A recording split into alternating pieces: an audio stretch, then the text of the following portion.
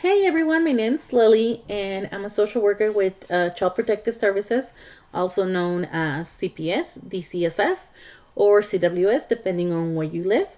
And I make videos here on my channel about just the foster care system, CPS, and today I'm doing the second part to this story about shadow foster care. So the first part I explained a little bit of what it is and then share the stories into different articles. And with this one, I'm gonna just do a short recap on how this attorney Melissa Jackson uncovered what this is, and this is North Carolina. So this article is from the New York Times. How shadow foster care is tearing families apart. So this one, it says, so Melissa's an attorney in Cherokee County in North Carolina. So it says December 2017, she bumped into a mechanic named Brian Hogan outside of the courthouse. He asked for her help getting his daughter back, but when she went to dig through the court filings, there was no records. She was confused. She called Scott Lindsay, that was the attorney for the Child Protective Unit. So it sounds like in this county there was one department, one unit with two to four workers, supervisor, director, and then this lawyer. So it says she was confused. She called the attorney for the Child Welfare Agency, and they emailed her the custody and visitation agreement. It included signatures from Hogan, that's the father, and a notary, but none from a judge. So this attorney sent it over to a friend who specialized in family law. And it says within minutes, her friend was calling her saying, "What the hell is this?" So the story that this dad is telling her is that in the spring 2016, someone from his school's daughter, who was 10 years old at the time, smelled like cat urine. And then she didn't have clean clothes. The little girl was staying with neighbors because mom had a heart attack and dad was with her at the hospital. So they had her go to the neighbors with a little backpack with clothes and stuff. So they created a safety plan requiring the girl to stay with paternal grandfathers. 4 months after he signed the first plan, his wife was then out of the hospital. They were living with the mother-in-law. Now the caseworker said that they wanted to formalize the daughter's living arrangements with his father through the custody and visitation agreement. It says Hogan, who could barely read, says nobody explained the substance of the form. He believed it to be a temporary contract, but the documents said that he was signing his daughter over until she turned 18. They told me if I didn't sign it, they were giving her to the state. So he said, that's without any other option. He signed it. So Jackson decided to represent him pro bono. She filed a motion for a hearing in family court attaching that custody and visitation agreement.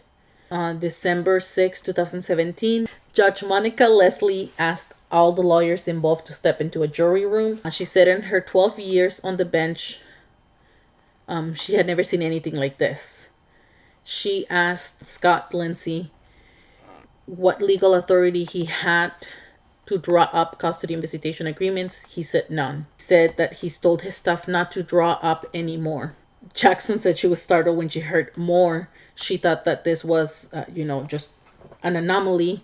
The Judge Leslie ruled in favor of the father a year and a half after the department took his daughter from him, and he was allowed to pick up his daughter and bring her back home. They sued in federal court. They sued the county for breaching his due process rights by removing the daughter without going to court. They said that the county had instituted a practice that violated constitutional rights of parents and their children. So they were asking for $300 for each day that the daughter was kept away from the parents, and they came out to around $3 million. They won the case, and the judge actually awarded him $4 million, which is a whole extra $1 million. So she starts to look through these records.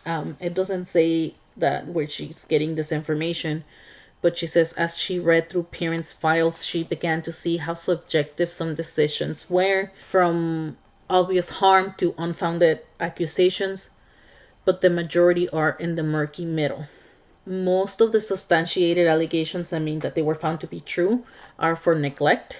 So it says in early 2018, she met mothers and fathers. She began noticing that, like many, it started with a safety plan and then were handed a custody and visitation agreement. Every parent said they felt coerced to sign. That means they felt like there was no alternative. Many of their children had special needs, including behavioral disorder and developmental delays. Their children weren't receiving support from caseworkers, medical or mental health issues. Some of the parents had once used drugs and had since gotten clean, but they didn't know how to get their children back. Some hadn't been able to see their children in months or even years. As Jackson continued to investigate these cases, she began to talk with former caseworkers who helped her understand how the Department of Social Services worked in Cherokee County. Many were young or inexperienced. They hadn't completed the state's trainings. Some had never been to school for social work. They said they were trying to do right by families.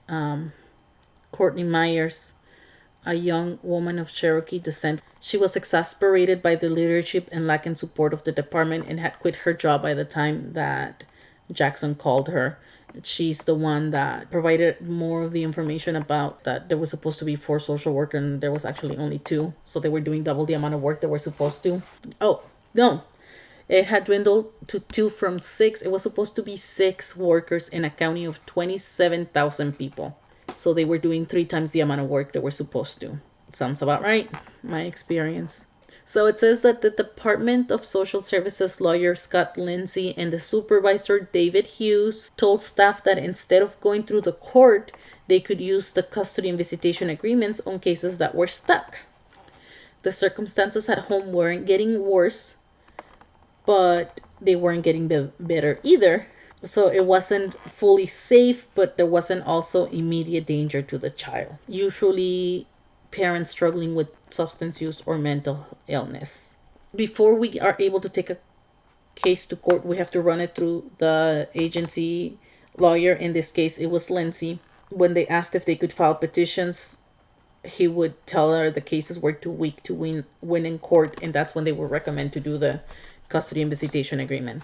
So at first, this social worker was confused about these agreements. She knew that under North Carolina policy, the department couldn't close a case without going to court if a child was still living with another caregiver in a safety plan. But when she questioned her bosses, they kept telling her not to worry. Long story short, they took it to the director. The director says that the form was fine, just follow the advice of the attorney. And when asked how long the custody agreements lasted, once they signed, it can't be undone. So this social worker agreed to document what she knew in an affidavit for Jackson, the attorney. She estimated that caseworkers completed between 30 and 50 custody and visitation agreements in her 2.5 years at the county agency. She believed that she had done around 8 herself. Okay, it says the social worker had been frustrated by the limitations of her work. She wasn't able to link parents with appropriate help in time to meet the deadlines. There was only one clinic for methadone, but it didn't accept Medicaid. One behavioral health organization that was swamped and had wait lists for new patient. She knew if she could offer preventive services to parents, she could keep more kids at home, but without the resources, she didn't feel she had a choice but to separate children from their parents. Even when she did go to family court, the system wasn't assigned to provide the necessary help. The process was set up to terminate the parents' rights if they weren't able to manage their health or get sober within a year or two. She saw the benefits to the custody agreements, and in her view, some of the parents weren't acting in the children's best interest and preferred the informal agreements. Even though the parents are choosing this, it still didn't sit right with her. It says a lot of caregivers complained that they didn't have legal standing to get children into the doctor, or they called asking how long these transfers lasted. Years later, in May 2020, while scrolling on Facebook, because that's where we get all of our news, she saw a post by a local radio station with the mugshots of her boss. Sorry. So her supervisor, David Hughes, the lawyer, Scott Lindsay, and the director, Cindy Palmer, were indicted by grand jury on dozens of charges, both misdemeanors and federal. The supervisor, David Hughes, pled guilty to 2 misdemeanors, contributing to the delinquency of a minor and willfully failing to discharge duties. One of his attorneys said that he was advised by the other two people, the attorney and the director, that these custody and visitation agreements were acceptable, and that's the information he presented to his social workers. So he pled guilty to misdemeanors. The director, Cindy Palmer, pleaded guilty to felony obstruction of justice for using the custody agreements that avoided judicial oversight. She is unlikely to serve any time in prison, but will spend the next year on probation and must perform 24 hours of community service. And there was no comment from her attorneys. Now, the third one, the one that is getting most of the blame or carrying the major responsibility for this, is the attorney, because he's the one that told everybody that it would be cool. So he is expected to go to trial. His lawyer is arguing that the custody and visitation agreements are lawful private contracts between the parents and others. So that's probably going to happen next year. So now that Jackson won the case for Hogan, she's expecting to bring at least 20 more cases to federal court. This is just one county, one set of social workers. They're probably going to win. They already have the precedent from this other case saying this is not legal and not okay. Hey everyone, little interruption from my editing self. I try to just put little notes on the screen when I'm going, like when I was cracking up, but I wanted to make this little clip to add in here, 2 little clips that don't really fit with the narrative anywhere, so I'm just gonna insert them here before I go into my analysis. So in the first video, I talked about Molly and Haven, and Molly's case is pending, but I forgot to add that Haven's case settled for $425,000 minus attorney's fees. In the middle of the article, it mentioned a different type of diversion other states are doing, so I'm going to add that clip here. Thank you.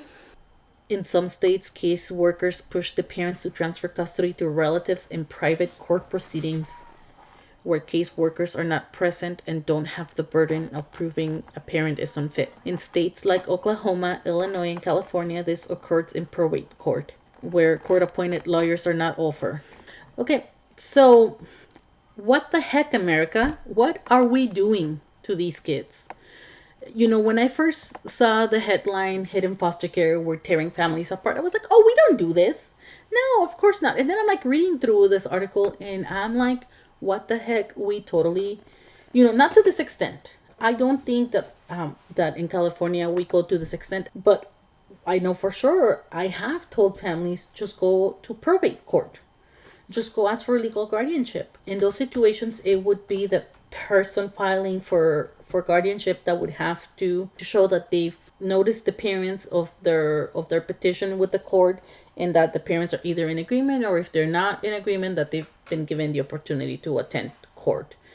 A lot of times when these end up going through family court is situations where, for example, the parents just want the kids, they just want the kids to be taken care of by somebody else. If it's a relative, it's usually a power of attorney where it's directly parent to relative, and that's it. In those cases, the relatives are able to apply for welfare money to cover the kids. But if you're not related, you don't qualify for those. So in those situations, those are the ones where we tell people, if the only thing stopping you from taking care of these kids is the financial aspect, then you might want to consider going to court for custody. If the parents are in agreement, you're okay taking care of them, there's no need for us to be in the middle of it. Just go to court. In situations where we don't believe the children would be safe. So let's say, for example, I've had something like this where a parent is using drugs and they let the kids stay with the grandparents. But we know these grandparents and they have a history of giving kids back and not keeping the grandkids safe. Then that's not one where we would step away and just say, yeah, this is a family matter that's handled. In that situation, we would go to court and say, even though the parent is making this arrangement on their own, we don't believe this is a safe arrangement for the children. That wouldn't be, I think maybe where I live, where I work, we are more conservative towards the kids, not so much the parent rights in making sure the kids are always protected. We do use safety plans, but they are only limited to 30 days, and we do not do a safety plan where the parent doesn't want to work with us. So if the parent says, no, I hate you, I'm not here, I'm not agreeing to anything, F you, go away. And then we start telling them, okay, we have to bring the kids into custody. We have to do an emergency removal. Then they want to work with us and then they want to sign the agreement. We are not able to do so because then that's under threat of removal. And that's not the legal way to go about it. We have a yearly reminder training. So, how the article mentions, a lot of these are new people that haven't even finished their state training. We have a whole year to finish the state training, but you don't go out on the field where I work until you've completed like your initial training. And then lately they've had training units where you're more receiving mentoring, getting a lower caseload so that you can get familiarized with all the rules and regulations, and you're not like just thrown out there to deal with families. But it is still troubling that nobody knows what happens with these kids. That these people that step up to take care of kids that are not theirs, they get no support whatsoever. Before I got the information ready for this video, I didn't even think about the racial disparity. The video I was watching talked about how in the African American community, kinship care is already a huge thing. It's very much part of what they do without the child welfare involvement, so that lead to higher numbers if they were being tracked. But it is very troubling that there is such a huge, 2 years in one county with two to six social workers working there, there was 50 disagreements. Just think about it, over 20 years over the whole country. These are crazy numbers. And I only found 2 articles and 1 YouTube video talking about it. Actually 3 articles, because there was a law review article. It looks like good people are looking at this issue, trying to bring it to light. Like I said, that panel video on YouTube. North Carolina and Texas are already looking into it. But it's definitely something to keep an eye on and keep seeing what else is going to come from this conversation. Okay? Thank you so much for spending this time with me. And now I gotta run to put my kid to sleep.